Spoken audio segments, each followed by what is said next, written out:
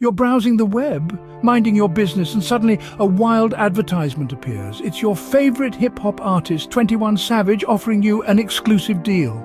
Sounds legit, right? Well, not always. Let's take a beat here and talk about scams, a scourge that's been preying on the unsuspecting for as long as the internet has been around. Now, they've found a new hunting ground, the hip-hop industry. And it's not some obscure, unsigned rapper you've never heard of. No, we're talking about big names like 21 Savage, being used as fronts for these swindles. Imagine the shock of thinking you're about to score a limited edition piece of merch only to find out it's all smoke and mirrors. Now imagine that disappointment multiplied by about 120,000. Yeah, you heard that right, $120,000. And that's where we dive into the story of Ross and his $120,000 lesson. Ross, an ardent fan of 21 Savage, was just looking for a piece of the hip-hop world. Little did he know he was walking into a trap. Our story begins with Ross, a lifelong hip-hop enthusiast who, like many fans, dreamed of owning a piece of the culture that he cherished so deeply. One day he found himself face-to-face with his idol, 21 Savage, at a celebrity card game. The stakes were high, and Ross was dealt a seemingly unbeatable hand. With a grin, he pushed his chips to the center, a staggering $120,000. To Ross, this was more than just a gamble. It was a chance to be a part of the community, to feel a connection to the music that had shaped his life. His heart pounded with excitement as he watched 21 Savage study his dreams on the cusp of becoming reality.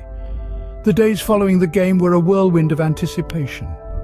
Every ring of the phone, every knock on the door, Ross hoped, would be the confirmation of his win. But as the days turned into weeks, and the weeks into months, the excitement began to fade. Doubt crept in. The once bright dream began to look more like a nightmare.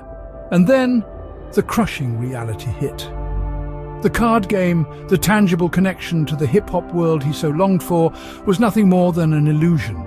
The game was rigged, and Ross was the victim. His dreams shattered, his bank account drained. Ross was left to pick up the pieces.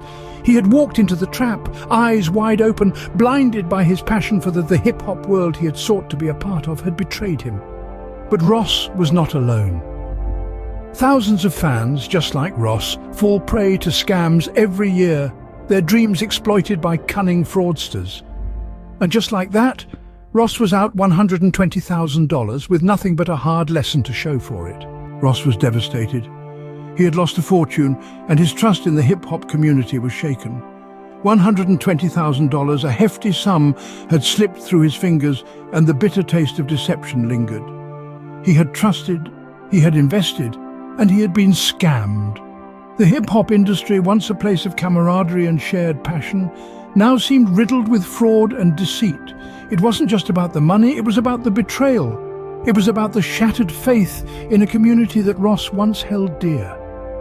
The aftermath of the scam left him questioning his place in the industry. It left him questioning the nature of the industry itself. Was it all just a facade? A playground for tricksters and fraudsters?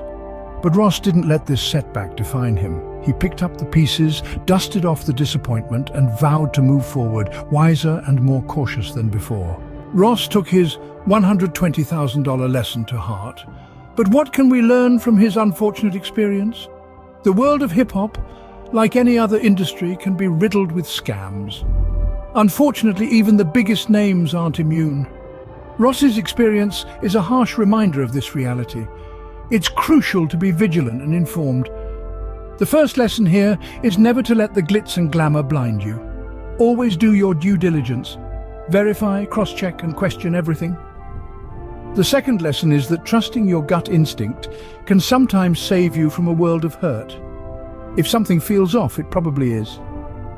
Lastly, remember that even in the face of adversity, music should always remain a source of joy and inspiration. The industry might have its pitfalls, but that shouldn't dampen your love for the art. Remember, if it seems too good to be true, it probably is. Stay vigilant, stay informed, and keep enjoying the music you love.